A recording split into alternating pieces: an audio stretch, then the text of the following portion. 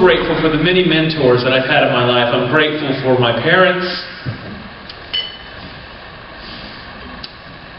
I'm grateful for my grandmother. You know, she's the founder of that balloon you've probably seen in Walmarts and places all over the world. The Children's Miracle Network.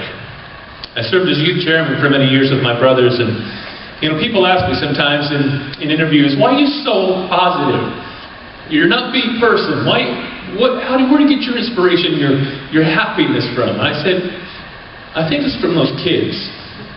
You see, if a leukemia patient or a burn victim at the age of 9 can look at me and say, it's a great day, then what do I have to complain about?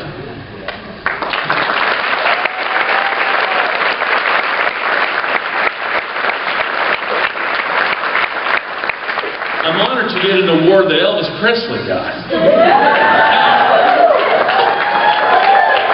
They used to call me Elvis. I had blue sideburns and my hair was more like New Kids on the Block. I used to tour with those guys.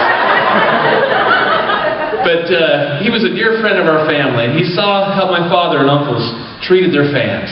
He loved my grandmother because she reminded him of his mother who had passed away. And he said something to them. He says, you guys are doing it right. If I could go back and do it all over again, I'd go out and I'd shake every hand. I'd sign every autograph. What goes around comes around. Treat your fans right. Treat people right. And I love that. And so it's an honor to receive this award. Grandma was an inspiration. You know, one time my father was sitting by her side. She was in a coma.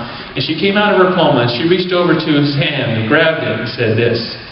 It's amazing what we can accomplish if we don't care who gets the credit. And she lived that. And so I thank her for a great example. I thank my Father in heaven above, the source of all my blessings. He deserves the credit. I'm grateful for all the great inspiration I've had in my life. Thankful for my managers here. Tom Roach has opened so many doors for me to continue to serve and to use my music to bless the lives of others around me. As I look upon this crowd here tonight, I think of a great poem my father always used to say. He says, I'd rather see a sermon than hear one any day. I'd rather one should walk with me than merely point the way. The eye's a better pupil, more willing than the ear. Fine counsel is confusing, but example's always clear. And the best of all the preachers is the one who lives his creed, for to see good put in action is what everybody needs. And I learned a lot by listening to my father. He'd give me pointers. And you know, it's awesome to receive this tonight. I want to end on one other note. As I thought about this, just this last 2 weeks ago, I had a chance to visit Washington, D.C. I went through a lot of different museums. I went through one that really touched my heart and really opened my eyes. It was a Holocaust museum. I remember reading a book of a survivor that survived Auschwitz. He wrote a book called Man's Search for Meaning, Dr. Viktor Frankl. And in his first chapter, he said this. He says, don't aim at success. For success, like happiness, cannot be pursued. It must ensue. And it can only do so as an unintended side effect to one's dedication to a cause greater than oneself. And then he broke it down into simple form, and he said, if you know your why, you can endure almost any how. And I think that's why we do what we do. We don't do it for the accolades. We don't do it for the trophies. We don't do it for the applause of men.